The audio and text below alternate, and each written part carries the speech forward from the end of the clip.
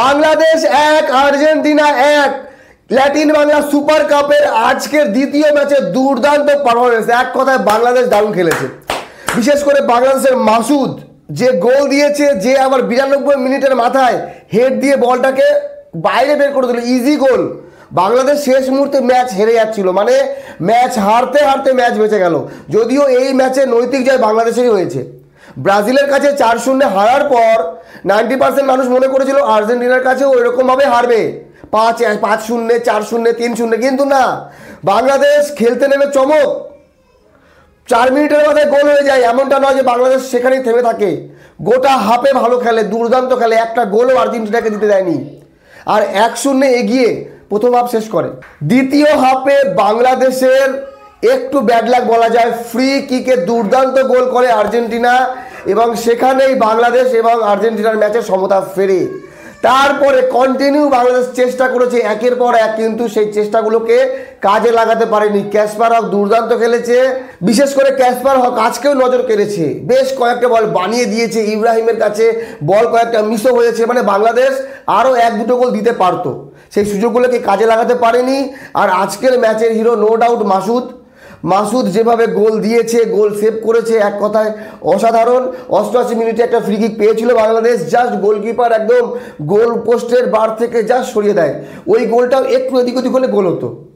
তো বাংলাদেশ শেষ মুহূর্তে প্রাণপণ চেষ্টা করেছে, কিন্তু গোল হয়নি। তো আর্জেন্টিনার সঙ্গে এইরকম পারফরমেন্স বাংলাদেশ দেবে অনেকে হয়তো কল্পনা করেনি। তবে হ্যাঁ, নো ডাউট আর্জেন্টিনার কাছে বাংলাদেশ ড্র করিয়েছে, এটা একরকমভাবে জয়।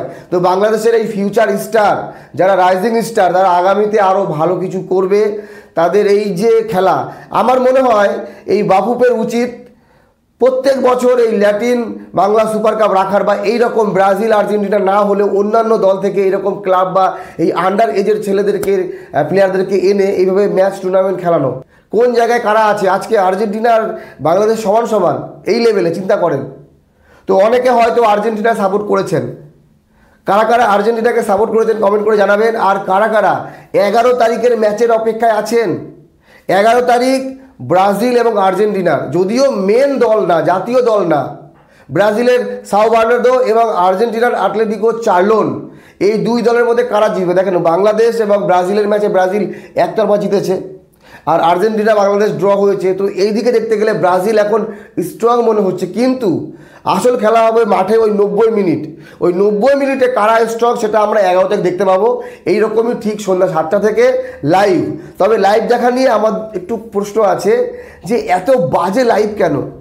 প্রথমত লাইভ দেখার কোনো মাধ্যম নেই, অনেক কষ্ট করে এদিক ওদিক থেকে জোগাড় করে দেখতে হচ্ছে, আর ক্যামেরা মনে হচ্ছে আদিম যুগের, প্লেয়ার চেনা যাচ্ছে না, মনে হচ্ছে ভিডিও গেমে যেমন বল এদিক ওদিক যায় সেই রকমই। জাস্ট কমেন্টেটররা যেগুলো বলছে সেগুলো শুনে বুঝতে হচ্ছে কোন প্লেয়ার কি করছে।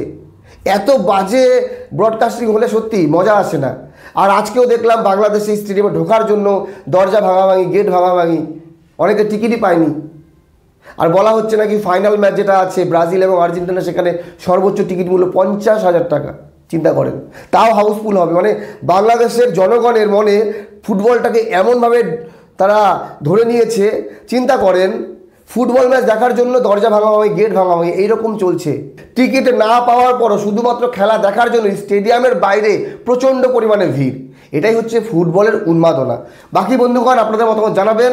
আজকের ম্যাচে বাংলাদেশ এবং আর্জেন্টিনা সমান সমান, কেউ কারো থেকে কম না। তবে হ্যাঁ, বাংলাদেশ এই ম্যাচ জিততে পারতো, আরও একটা গোল যদি হতো, সুযোগ এসেছিল কিন্তু কাজে আসেনি। যাই হোক, ভালো থাকবেন সবাই। আসছি 11 তারিখ ল্যাটিন বাংলা সুপার কাপের ফাইনাল ম্যাচ যেটা রাখা হয়েছে।